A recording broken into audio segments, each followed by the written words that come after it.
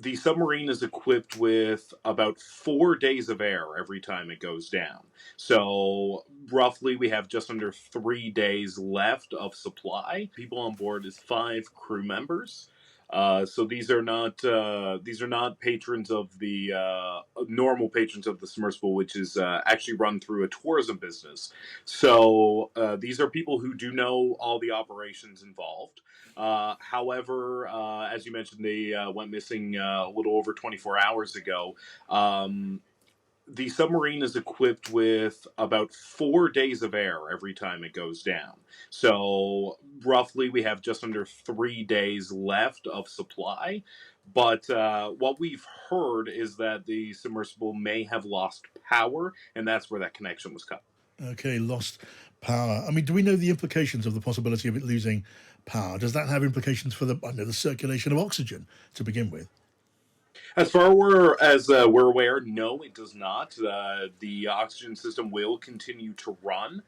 We talked to the CEO of this company, Stockton Rush, a couple months ago, back when they first were getting set up. And what they said basically is that as long as you have air, the submarine will try to find a way to come back up to the surface. So it has a couple different fail safes that eventually will reach the surface, even if it doesn't have light, even if it doesn't have power. As long as you have oxygen and a way up, it will be fine. Right. Now, look, I'm going to bring in Case and George to this. We're all really fascinated by the story and hoping for good news at some point before long. But no, my ignorance of the ways of a submarine is total. So tell me, is it possible for a submarine to communicate with the surface while it's on its mission, as it were, underwater? As far as we're aware, yes. Normally, I believe it has some form of radio communication or some form of undersurface to surface level. What exactly this is equipped with, we're not quite sure. Kate. Noah, can I ask you? There was a story, CBS story last year, I believe, about a similar submersible going missing. It lost communication, got lost for a few hours. Do we think that that is what could be happening here, or are we under the impression this is something more serious this time round? It's really still up in the air. There's a lot of questions that haven't been answered yet. They're still trying to locate it. The length of time is a little more serious than the previous one, but those questions have not yet been answered.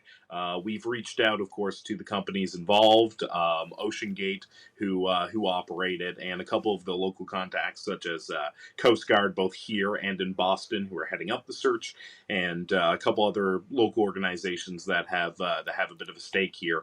But we're not quite sure the severity of it yet. And do we have any more information about who is on board? No, as far as we're aware, it's 5 specialists. So it is people who know how to operate this machine and would be trained in all the failsafe systems. It does seem from the information that we have that among those aboard the submarine is Hamish Harding, who is a British explorer. He's a billionaire, he's an entrepreneur and an investor. We don't know any details of the other who else was on the submarine, George. No, do we have any idea whereabouts the submarine was actually operating? Is it possible it was around the site of the Titanic, which is in a very deep water indeed, isn't it? I think it's about 12,500 feet below the surface.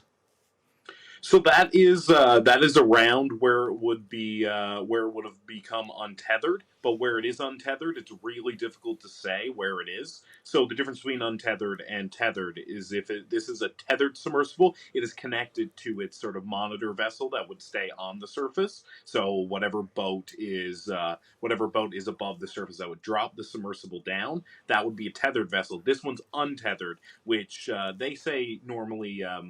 It allows for more freedom when you're exploring there. So, of course, this specific business is very into tourism and film. So, it would use an untethered submersible, which means that it would have no physical connection to its vessel, and that's why it really could be anywhere in the area or even further, depending on currents and the like. And do we know where the parent vessel is? I am not quite aware of that at the moment. I don't believe it's. I think it might be on its way back or has gone back, but we're not quite sure. Okay, I mean, just Last question then on this, and we're going to be watching this story very closely. If there's any more development on it, we will have it here on Times Radio. Noah, what does a search for a missing submarine of this size at that depth even look like? I guess, sonar can only get you so far, can't it? If you're looking at something which may be on the seabed, how do you begin to look? That's a very good question. I think there's a lot of mystery surrounding just the whole submersible, I guess, industry in general. But as this search specifically, they've done a lot of aerial searches. So if they locate this submersible, they're expecting it to come back to the surface based on those systems that we mentioned earlier. So there is lots of aerial surveys. As well as we have heard that there may be another submersible that they've sent down to look for this. So they are doing some underwater scans. I imagine sonar would be involved, radar, all those sort of systems. But as of right now, what we know is that there is aerial and underwater searches on the underway.